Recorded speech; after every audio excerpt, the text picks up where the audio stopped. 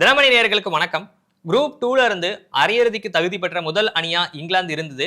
So இப்போ அந்த குரூப்ல இருந்து அரையிறுதி வாய்ப்பை இழந்த முதல் அணியா வந்து இலங்கை ஆயிருக்குன்னே சொல்லலாம். நியூசிலாந்தும் இலங்கையும் கொழும்புல விளையாண்டாங்க. அதுல அற்புதமான ஒரு பேட்டிங் லைனப்பை வச்சிருக்கிற இலங்கை அணி வந்து ரொம்ப சிறப்பா பேட் செஞ்சு அரையிறுதி வாய்ப்பை தவற விட்டுருக்காங்கன்னே சொல்லலாம். ஸோ இதை பத்தி நம்ம பேசுறதுக்காக இலங்கை அணியின் பேட்டிங் சிறப்பா இருக்குன்னு சொன்ன நம்ம தமிழ் நம்மளோட இணைஞ்சிருக்காங்க. வாங்க நம்ம நிகழ்ச்சிக்குள்ள போகலாம்.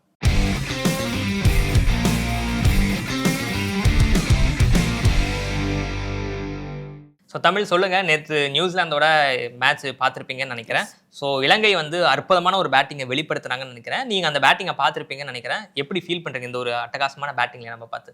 அதாவது சில கேம்ஸ்ல நம்ம சிலர் மேல வந்து ரொம்ப நம்பிக்கை வைப்போம், வந்து இவங்க நல்லா பண்ணுவாங்க, பெர்ஃபார்ம் பண்ணுவாங்க, ஏன்னா ஒரு மேட்ச்லாம் சறுக்கும் அப்படிங்கிற மாதிரிலாம் நம்பிக்கை வைப்போம். பட் அவங்க நமக்கு வந்து இல்லப்பா நான் இப்படிதான் மோசமா விளையாடுவேன், நீ என்னதான் பண்ணாலும் நான் பேட்டிங் விளையாட மாட்டேன்னு அடம் பிடிச்சிருக்காங்களே, வந்து என்ன பண்ண முடியும்? அதாவது சில இடங்களில் சொல்லுவாங்க, படத்துலலாம் ஒரு நல்லா நடிக்கிறேன்னு வச்சுக்கோங்களேன், நான் நடிச்சே தீரமாட்டேன் அப்படிங்கிற மாதிரி ஒரு அடம் பிடிப்பாங்க. வந்து அது மாதிரி தான் வந்து இங்கே ஏன்னா பேட்டிங் வச்சிருக்கீங்க, ஆல்ரவுண்டர்ஸ் இருக்காங்க, இன்னும் பேட்டிங் வச்சிருக்கீங்க நம்புறீங்க நீங்க? பேட்டிங் கேப்பபிள் ஆட்கள் வச்சிருக்காங்க, வந்து சொதப்புறாங்க. அது ஃபார்ம்ல இல்லை, அதெல்லாம் வேற விஷயம், வேற கதை. வந்து பேட்டிங் லைன் இப்போ இருக்கு, ஆனால் அவங்களுக்கு அது வெளிப்படுத்தல, திரும்ப திரும்ப ஃபெயிலியர் ஆகிட்டே இருக்காங்களோ, கொலாப்ஸ் பண்ணிட்டு இருக்காங்க. வந்து நேற்று வந்து அது வந்து டோட்டலி கொலாப்ஸ்ட். வந்து அது கொலாப்ஸ்னு சொல்றதை காட்டிலும் நியூசிலாந்து வந்து சம்பவம் பண்ணிட்டாங்க அப்படிங்கிறதான் இங்கே சொல்லணும். வந்து ஸ்பின்னர்ஸ் வச்சு வந்து டாமினேட் பண்ணி அடிச்சு கால் பண்ணிட்டாங்க. வந்து ஸோ மேட்ச் என்னாச்சுன்னா, நியூசிலாந்து வந்து ஃபர்ஸ்ட் பேட்டிங் பிடிச்சாங்க. இலங்கை வந்து நம்ம பந்து வீச்சு வந்து முக்கியமான பந்து வீச்சாளர்கள் இல்லாதனால கொஞ்சம் சிரமப்படுவாங்க அப்படின்னு நினைச்ச நேரத்தில் 15 ஓவர்களில் 90 ரன்கள் மட்டுமே கொடுத்து 6 விக்கெட்டுகளை வீழ்த்தி ரொம்ப சிறப்பாகவே பந்து வீசினாங்க. ஸோ தமிழ் அது நீங்கள் பார்த்துருப்பீங்கன்னு நினைக்கிறேன். சுழற்பந்து வீச்சுக்கு அட்டகாசமான ஒரு ஆடுகளமாக வந்து தயாரித்து வச்சிருந்தாங்க. ஸ்பின் பவுலர்ஸ் எல்லாமே சூப்பர் பிச் மேன் அப்படின்னு என்ஜாய் பண்ணுற மாதிரி ஒரு பிச்சு அது எல்லாருமே வந்து யூஸ் பண்ணிக்கிட்டாங்கன்னு நினைக்கிறேன் இலங்கை பந்து வீச்சாளர்கள். ஸோ அதனால ஆட்டம் வந்து முழுக்க முழுக்க முழுக்க இலங்கையின் கட்டுப்பாட்டில் தான் இருந்தது. அதுக்கப்புறம் என்னாச்சு? அதுக்கப்புறம் நடந்ததான் வந்து சம்பவம். ஆக்சுவலாக வந்து கேம் வந்து சாண்ட்னரும் அந்த கோல் மெக்கன்ஹி அவங்க 2 பேரும் எடுத்துட்டாங்கன்னு சொல்லணும். வந்து நீங்கள் சொன்ன மாதிரி ஃபர்ஸ்ட் இவங்க முக்கியமான பந்து வீச்சாளர்கள்லாம் இலங்கையிலேருந்து போயிட்டாங்க. அதனால வந்து கேம் வந்து அவங்களுக்கு பந்து வீச்சு ரொம்ப சிரமப்படுவாங்க அப்படின்னு நினச்சோம். வந்து ஆனால் பந்து வீச்சில் வந்து அவங்க ஸ்ட்ராங்காக தான் இருந்தாங்க. வந்து அந்த ஆட்டத்திலே நீங்கள் சொன்ன மாதிரி 12 ஓவர் 13 ஓவர் வரைக்கும் என்னன்னா ரொம்ப ரொம்ப டாமினெண்ட்டாக இருந்தாங்க. அதுக்கப்புறம் சாண்ட்னர் வந்து விளையாண்ட விதம் வந்து ரொம்ப ரொம்ப சூப்பர். வந்து அவர் சிக்ஸர்ஸை பறக்க விட்ட விதம், இறங்கி வந்து ஷாட் அடிக்கிறாரு, என்னப்பா இப்படி ரொம்ப அசால்ட்டாக விளையாடுறே. சாண்ட்னராவது ஒரு 3 மேட்ச் 4 மேட்ச்ல விளையாண்டுருக்காரு, அவருக்கு அந்த இது கிடைச்சிருக்கும். வந்து அந்த கோல் மெக்கோனி வந்து இப்போ தான் ரீசெண்டாக தான் அந்த ஒரு மேட்ச் 2 மேட்ச் விளையாட வச்சிருப்பாங்கன்னு நினைக்கிறேன். அவர் வந்து அவருக்கு வந்து ஒரு பார்ட்னர்ஷிப் கொடுத்து வந்து ரொம்ப ரொம்ப பிரில்லியண்டாக பண்ணிட்டாங்க. வந்து அந்த இந்த 100 50-50 பிரிச்சோம்னா அந்த நியூசிலாந்தோட ஃபர்ஸ்ட் 50 வந்து இத்தனை பால் வந்துச்சு, செகண்ட் 50 இத்தனை பால் வந்துச்சுன்னு சொல்லிட்டு ஒரு கணக்கு சொல்றாங்க. அந்த தேர்ட் 50 சொல்றது பார்த்தீங்கன்னா 15 பால்ல அந்த தேர்ட் 50 வந்து வந்துட்டாங்க. அவ்வளோ குயிக்காக அந்த ரன் ஸ்கோர் பண்ணியிருக்காங்க. வந்து ஒரு கட்டத்தில் வந்து ஒரு 120 130 வருமா, ஃபைட் பண்ணுவாங்களா அப்படிங்கிறது போயிட்டு டார்கெட்டை எங்கேயோ எடுத்துட்டு போயிட்டாங்க. வந்து அவங்களோட கடைசி 5 ஓவர்களில் மட்டும் வந்து நியூசிலாந்து எடுத்த ரன்கள் 78. ஸோ இதே வந்து கேமோட டிஃபரன்ஸே வந்து இந்த 5 ஓவர் தீர்மானிச்சிச்சு அப்படின்னே சொல்லலாம். எனக்கு இதில் இன்னும் 2 விஷயங்கள் வந்து கொஞ்சம் பேசணும் அப்படின்னு நினைக்கிறேன் நான். ஒன்று வந்து நியூசிலாந்து வந்து ஒரு நல்ல முடிவு எடுத்தது என்னன்னா, அந்த மெக்கானிக்கியை உள்ள கொண்டு வந்தது. ஆடுகளம் பார்த்துருக்காங்க, ஸ்பின்னுக்கு சப்போர்ட் பண்ணுது அப்படின்னு வந்து ஜேம்ஸ் நீஷம் வெளியில உட்கார வச்சுட்டு இவரை உள்ள கொண்டு வந்துட்டாங்க. இவர் ஸ்பின்னர் அப்படின்னால அது ஒரு நல்ல டெசிஷனாக இருந்தது. எனக்கு இலங்கை அணி வந்து கொஞ்சம் மிஸ் பண்ணது எங்கன்னா, அவங்க ஆஸ்திரேலியாவுக்கு எதிராக வந்து சேஸ் பண்ணி ஜெயிச்சாங்க. ஸோ அவங்க வந்து நம்ம பேட்டிங் ஸ்ட்ராங்கா இருக்கும் அப்படின்னு சொல்லி அவங்க ஆள் மனசுல யாரும் அவங்க நம்ப வச்சுட்டாங்க அப்படின்னு நினைக்கிறேன். அது மேபி பச்சை சட்டை போட்டவரா கூட இருக்கலாம். ஸோ ஆனால் காரணமான மேட்ரு என்னன்னா, நம்ம முந்தைய 2 ஆட்டங்கள்ல பார்க்கும் பொழுது வந்து அவங்க பந்து வீச்சு வந்து கொஞ்சம் நல்லா பலமாவே இருந்திருக்கு. அப்படின்றப்போ தங்களுடைய ஸ்ட்ரென்த்துக்கு போகாம வந்து அவங்க ஃபீல் ஃபர்ஸ்ட் எடுத்துட்டாங்க. ஒருவேளை வந்து பேட்டர்ஸ் வந்து கொஞ்சம் முன்னாடி போயிருந்தாங்கன்னா அவங்களுக்கு வந்து கொஞ்சம் ரன் ரேட் ப்ரெஷர் இருந்திருக்காது, எவ்வளோ ரன் அடிக்கணும் அந்த ப்ரெஷர் இருந்திருக்காதுன்றப்போ அவங்க கொஞ்சம் ஈஸியா விளையாடி இருக்கலாம் அப்படின்றது ஒண்ணு. ரெண்டாவது, இங்க பவுலர்ஸ் டாமினேட் பண்றாங்க அப்படின்றப்போ எதிரணியுடைய பேட்டர்கள் வந்து இலக்கு கண்ணில் பார்த்துட்டாங்கன்னா அதை சேஸ் செய்து போகணும் அப்படின்ற ஒரு ப்ரெஷர் இருக்கிற நேரத்தில் இன்னும் வந்து இலங்கை பந்து வீச்சாளர்கள் அதை இன்னும் சாதுரியமா பயன்படுத்தியிருப்பாங்க அப்படின்ற நேரத்தில் அந்த விஷயத்துல அவங்க கொஞ்சம் மிஸ் பண்ணிட்டாங்களோ அப்படின்னு தோணுச்சு, டாஸ் வின் பண்ணி பேட்டிங் எடுக்காம. லைக் தி சேம் ஃபீலிங் நீங்க சொன்னது வந்து அப்சல்யூட்டா அந்த இடத்துல வந்து ரைட். வந்து ஏன்னா அவங்க கண்டிஷன்ஸ் தெரிஞ்சிருக்கு, பர்ஃபார்மன்ஸ் எப்படி இருக்கும்னு பார்த்துருக்காங்க. அப்படி இருந்தும் அவங்க எதுக்கு வந்து ஒரு ஃபீல்டிங் எடுக்கணும், ஒரு பேட்டிங் எடுத்திருந்தா வந்து அவங்க இந்த மாதிரி ஒரு டார்கெட் இவ்வளோ தூரம் இருக்குது அப்படிங்கிற ஒரு ப்ரெஷர் இல்லாமல் ஈஸியாக ஆடி ஸ்கோர் பண்ணியிருக்கலாம். அந்த இடத்துல அவங்க வந்து இலங்கை வந்து கோட்டை விட்டாங்களோன்னு தான் தோணுது. வந்து கண்டிப்பாக அவங்க கோட்டை தான் விட்டுட்டாங்க. வந்து இல்லை அப்படி வந்து வச்சு எடுத்துருக்க பட்சத்தில் ஃபர்ஸ்ட் எப்படி ஒரு கண்டெயின் பண்ணாங்களோ அதே மாதிரியே அந்த எண்ட் வரைக்கும் கொண்டு போயிருக்கணும். அதை அவங்களால கொண்டு போக முடியல. அதை இலங்கை பந்துச்சாளர் குறையா சொல்றதை காட்டிலும் சாண்ட்னரோட வந்து ஒரு அற்புதமான ஆட்டமே மாத்திருச்சுன்னு சொல்லலாம். சாண்ட்னர் நல்லா விளையாண்டாரு, மெக்கானிக்கி நல்லா விளையாண்டாலுமே கூட இலங்கை பந்து வீச்சாளருமே வந்து தேவையில்லாம நிறைய full toss full length delivery கொடுத்தாங்க. ஸோ அந்த இதை மிஸ் பண்ணிட்டாங்க அப்படின்னே சொல்லலாம். ஸோ இப்போ இலங்கை பேட்டிங் எகைன் வந்துட்டோம் அப்படின்னா அந்த ஃபர்ஸ்ட் பால் வந்து மேட் ஹென்ரி வந்து அழகா யூஸ் பண்ணது. பால் வந்து கிரிப் ஆகுதுனோடனே சீமாயி உள்ள போச்சு. ஸோ அது வந்து கஷ்டம் தான். நிசன்கா வந்து ரொம்ப சிரமம் தானுமே கூட. மற்ற பேட்டர்கள் வந்து சுழற்பந்து வீச்சுக்கு சாதகமா இருக்கு. பந்து இப்படி ஸ்கொயரா திரும்புது அப்படின்ற நேரத்துல இயல்பா என்ன பண்ணுவாங்கன்னா, ஸ்வீப் ஷாட்ட கொண்டு வருவாங்க. இல்ல வேற மாரி ஏதாவது அன்ஆர்த்தடாக்ஸா ஏதாவது ட்ரை பண்ணுவாங்க. ஆனா எனக்கு வந்து வேடிக்கையா இருந்தது என்னன்னா, பால் ஸ்கொயரா டர்ன் ஆகுறப்போ வந்து இறங்கி ஆடணும் அப்படின்றது யார் சொன்னாங்க அப்படின்றது தெரியல. அது வந்து அட்லீஸ்ட் முதல்ல குசால் மெண்டிஸ் அவுட் ஆயிட்டாரு. அவுட் ஆனதுக்கு அதுக்கப்புறம் திருப்பியும் நீங்க சொன்ன அந்த உங்களுடைய ஃபேவரட் அந்த பவன் ரத்நாயக்கி அவர் எதுக்கு திருப்பியும் அதே ஓவர்ல இறங்கி வந்து அதே மாதிரி அவுட் ஆறாரா அப்படின்றது தெரியல. ஸோ ஒரு சின்ன ஒரு லேக் ஆஃப் எக்ஸ்பீரியன்ஸ் அந்த பேட்டிங் லைனப்ல இருக்கு அப்படின்றது அதுல இருந்து வெளிப்படுது. ஸோ எந்த சிச்சுவேஷன் எப்படி ஹேண்டில் பண்ணணும் அப்படின்றது தெரியல. ஆரம்பத்துல இருந்து இன்டென்ட்டை வெளிப்படுத்தல அவங்க. ஸோ அது வந்து அதுவே வந்து என்ன ஆகி போச்சுன்னா பின்னாடி வர பேட்டர்களுக்கு ரிக்வயர்ட் ரன் ரேட் வந்து கண்டமேனிக்கு எகிரி போயிருச்சு. ஸோ அதனால அவங்க அதுக்கப்புறம் கீழே விழுந்தவங்களால எந்திரிக்கிறதுக்கு வாய்ப்பே இல்லைன்ற மாதிரி போட்டு அப்படியே நசுக்கி விட்டாங்க நியூசிலாந்து சொல்லலாம். இன்னொன்னு என்னன்னா ரச்சின் ரவீந்திராக்கு பவுலிங் கொடுத்துட்டாங்க ஒரு வழியா. பவுலிங் கொடுத்ததோட இல்லாம ஆட்ட நாயகனுங்க சும்மாவா பவுலிங் கொடுத்து விக்கெட்ஸ் என்ன வராரு, மொதல் ஓவர்ல 2 விக்கெட்டு போடுறாரு, அடுத்த ஓவர்ல 1 விக்கெட்டு, அதுக்கு அடுத்த ஓவர்ல 1 விக்கெட். என்னப்பா வந்து போடாம விக்கெட் எடுத்துட்டு இருக்க அப்படிங்கிற மாதிரி அதுக்கு ஆக்சுவலி சாண்ட்னர் என்ன பண்ணாருன்னா 5 விக்கெட் எடுக்கணுன்றதுக்காக இடையில 2 லெஃப்ட் ஹேண்டர்ஸ் இருப்பாங்க. வெள்ளாலகேமும் கமிந்து மெண்டிஸ் நினைக்கிறேன், என்னோட நினைவு சரியா இருந்தா. அப்ப கொடுக்க மாட்டாரு.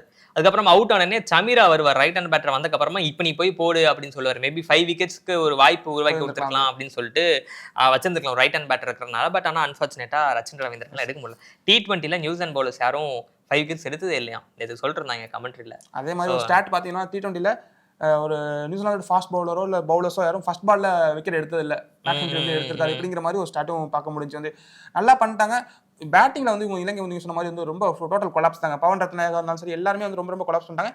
இந்த இடத்துல மேட் ஹென்ரி 2 விக்கெட் எடுத்திருக்காருன்னு சொன்னோம். வந்து 2 விக்கெட் எடுத்தாலும் அவங்க என்னன்னா வந்து அகைன் கோ ஃபார் மேட் ஹென்ரின்னு இல்லாம அங்க என்ன கண்டிஷன்ஸ் அவர் விக்கெட் எடுக்கிறாரு அப்படின்னு கொடுக்காம இதை எப்படி வந்து யூட்டிலைஸ் பண்ண முடியும் பார்த்து ஃபுல்லா ஸ்பின்னை வந்து ரொம்ப யூட்டிலைஸ் பண்ணிருக்காங்க. 17 ஓவர் வந்து சுழற்பந்து வீச்சாளர்கள் 17 ஓவர் சுழற்பந்து வீச்சு வந்து போட்டிருக்காங்க. வந்து என்டையர் மேட்ச்க்கு பாத்தீங்கன்னா வந்து 30 ஓவர்ஸ் வந்து சுழற்பந்து போட்டிருக்காங்க. வந்து அப்ப எந்த அளவுக்கு வந்து அவங்க ஸ்பின்னை வந்து யூட்டிலைஸ் பண்ணிருக்காங்க பாருங்க. 2 டீம் வந்து அந்த இவரா இருக்கட்டும் ரச்சின் ரவீந்திரா 4 விக்கெட் எடுத்திருக்காரு. வந்து இங்க வந்து கோல் மெக்கன்ஹி அவரும் வந்து என்னன்னா வந்து ஆட்ரா வந்து லெஃப்ட் ஹேண்டர் சொன்னாங்கன்னா அவரை கொண்டு வந்தாரு நீ வாப்பா அப்படினு சொல்லிட்டு சூப்பரா வந்து பவுலிங் யூஸ் பண்ணிருக்காரு. நான் சொல்ல இந்த இடத்துல மிச்சல் சாண்டர் தான் வந்து ஒரு மிகப்பெரிய வந்து ஒரு சரியான நேரத்துல சரியான ஆட்களை எடுத்து சரியா பயன்படுத்திருக்காரு அப்படினே சொல்லலாம்.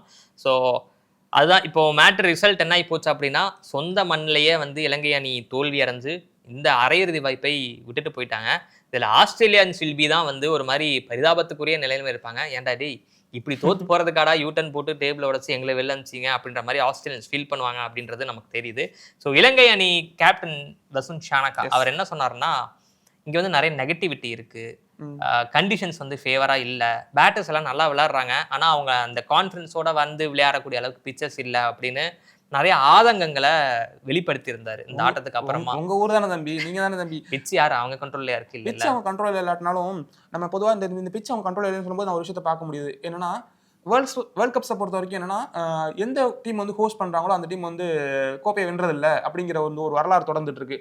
அப்படிங்கிற பட்சத்துல வந்து நீங்க வந்து அதுக்கு ஃபுல்லா ப்ரிப்பேர்டா இருக்கணும். ஃபுல்லா ப்ரிப்பேர்டா இருந்து ஒரு மேட்ச்ல நீங்க சொல்ற மாதிரி சாணுக்கா சொன்னாருன்னா ஆதங்கத்தை வெளிப்படுத்தினா ஒரு மேட்ச்னா பரவாயில்ல, 2 மேட்ச்னா பரவாயில்ல, தொடர்ச்சியா 3 மேட்ச் நீங்க டிஃபீட் ஆகிறீங்க. ஒரு ஹோஸ்ட் நேஷன்ங்கிற பட்சத்துல வந்து நீங்க வந்து அந்த இடத்துல நம்ம ஒரு சொந்த கிரௌட் மத்தியில விளையாடுறோம், அவங்க எந்த அளவுக்கு ஒரு பொறுப்பா விளையாடணுங்கிறத வந்து அவர் வெளிப்படுத்தி இருக்கணும்.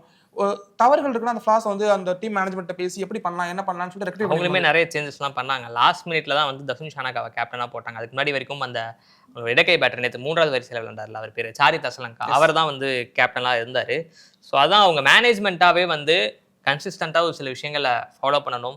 அவங்க பிளான் என்னன்றதை வச்சுட்டு அதுக்கு ஒரு லாங் ரோப் கொடுக்கணும் அப்படின்றது நிறைய விஷயங்கள் வந்து நிர்வாக ரீதியாக அவங்க இலங்கை கிரிக்கெட் வாரியம் செய்ய வேண்டியது இருக்கிறதுனால ஸோ பார்க்கலாம். அவங்க வெளியேறிட்டாங்க, இன்னும் ஒன்றும் பண்ண முடியாது. இந்த 3 தோல்விகளும் அவங்களுக்குள்ள பல கேள்விகளை எழுப்பியிருக்கும். இதுக்கப்புறம் வந்து அவங்க அடுத்த டோர்னமெண்ட்ஸ் இப்போ இதுலேருந்து வெளில போயிட்டாங்க. இனிமேலுக்கு போகணும்னா வே ஃபார்வர்டு என்ன பண்ணணும்னா அவங்க என்னென்ன இருக்கு எங்கெங்க நம்ம மிஸ் பண்ணோம் அப்படிங்கிறத வந்து அவங்க கண்டிப்பா சீரியஸா டிஸ்கஸ் பண்ணி தான் ஆகணும். வந்து ஸோ இப்போ இது பத்தி பேசுகிற நேரத்தில் பாகிஸ்தான் வந்து அரையிறுதிக்கு போவாங்களா அப்படின்ற ஒரு கேள்வி எழுது இல்லையா, அவங்க போவாங்களா, நெட் ரன் ரேட் எந்த அளவுக்கு இதுல பிரச்சனையை உண்டாக்கியிருக்கு. ஏன்னா நேற்று நியூசிலாந்து வந்து கிட்டத்தட்ட 61 ரன்கள் வித்தியாசத்தில் ஜெயிச்சிருக்காங்கன்றப்ப அவங்க நெட் ரன் வந்து அதிபயங்கரமா போயிருக்கு.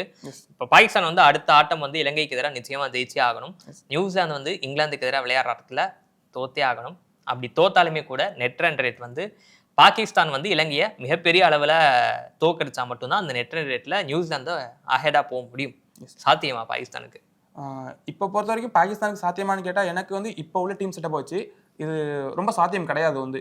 ஏன்னா நியூசிலாந்து ரொம்ப ரொம்ப கம்ஃபர்டபுளான ஒரு பொசிஷனில் போய் உட்காந்துருக்காங்க. ஒரு 3 பாயிண்ட்ஸாக இருந்தாலுமே நெட் ரன் ரேட்டில் நீங்கள் சொன்ன மாதிரி ஒரு கம்ஃபர்டபுளான பொசிஷனில் உட்காந்துருக்காங்க. இங்கிலாந்துக்கு அகேன்ஸ்டாக பார்த்தீங்கன்னா வந்து நியூசிலாந்து ஜஸ்ட் ஜெயிச்சா போதும் வந்து. ஆனால் பாகிஸ்தானோட கேஸில் பார்க்கும்போது அப்படி கிடையாது வந்து. அவங்க இலங்கையை ரொம்ப பெரிய ரன் வித்தியாசத்தில் வீழ்த்தணும், இந்த நெட் ரன் ரேட்டு இந்த மாதிரி வந்து நிறைய காம்பினேஷன்ஸ் உள்ளுக்குள்ள வர மாதிரியான ஒரு சுச்சுவேஷனில் தான் பாகிஸ்தான் இருக்காங்க வந்து. அவங்கள்ட்ட இப்போ இருக்க பேட்டிங் லைனப்பை வச்சுக்கிட்டு பவுலிங் கூட ஓரளவுக்கு போன மேட்ச் ஓரளவுக்கு நல்லா பண்ணாங்கன்னு தோணுது. பட் பேட்டிங் எப்படி இப்போ இருக்க ஒரு பேட்டிங் வச்சுக்கிட்டு அது டஃப் கொடுப்பாங்களா அப்படிங்கிறது வந்து தெரியல. இப்போ வரைக்கும் பார்க்கும்போது அந்த நெக்ஸ்ட் அந்த இங்கிலாந்துக்கு அடுத்து யார் அந்த செமிஃபைனல் போறதுன்னா வந்து நியூசிலாந்து தான் வாய்ப்பு பிரகாசமா இருக்கு. பாகிஸ்தானுக்கு வாய்ப்பு இருக்கு. அதை எந்த அளவுக்கு அவங்க யூட்டிலைஸ் பண்ணிப்பாங்க, அதாவது அவங்க ரொம்ப நல்லா விளாண்டு ரொம்ப அதீதமா சூப்பராக விளாண்டாங்கன்னா மட்டும்தான் அவங்களுக்கு வாய்ப்பு இருக்கு. மற்றபடி நியூசிலாந்து தான் செகண்ட் பிளேஸ். சொன்ன மாதிரி நியூசிலாந்து வந்து ரொம்ப பாயிண்ட்ஸ்லாம் தாண்டி அணியாவே வந்து ரொம்ப வலுவான அணியா இருக்கிறனால அவங்க கிட்ட எல்லா கண்டிஷன்ஸ்க்கும் ஏற்ப ஒரு ஆர்மரியில் வீரர்கள் இருக்கிறாங்கன்றனால அவங்க போறதுக்கு அதிக வாய்ப்பு இருக்கு. ஸோ பாகிஸ்தானுடைய வாய்ப்பு வந்து மிக மிக மிக குறைவு அப்படின்னே நம்ம சொல்லலாம். ஸோ இந்த குரூப்ல இருந்து யார் போறாங்க அப்படின்றது நமக்கு ஓரிரு நாள்களில் தெரிஞ்சிடும். ஸோ குரூப் 2ல இருந்து இங்கிலாந்தோட சேர்ந்து நியூசிலாந்து தான் வந்து அரையிறுதி போகிறதுக்கான வாய்ப்பு அதிகமாகவே இருக்கு. ஸோ இதுதான் வந்து நாங்களும் முந்தின ஷோல கணிச்சிருந்தோம். இந்த குரூப்ல இருந்து இங்கிலாந்தும் நியூசிலாந்து தான் போவாங்க அப்படின்னு சொல்லியிருந்தோம். ஸோ இதையும் தாண்டி பல அதிசயங்கள் நிகழ்ந்து பாகிஸ்தான் வந்து அரையிறுதி சுற்றுக்கு போவாங்களா மாட்டாங்களா அப்படின்றத கீழே கமெண்ட் பண்ணுங்க. வேறொரு ஷோல உங்களை மீண்டும் சந்திக்கிறோம். நன்றி, வணக்கம். What is that strength that brings women together and helps them move forward? Self-help groups. Central Bank of India, under DAY NRLM, provides financial support to self-help groups and through Cent Nari Shakti to their members. Central to you since 1911.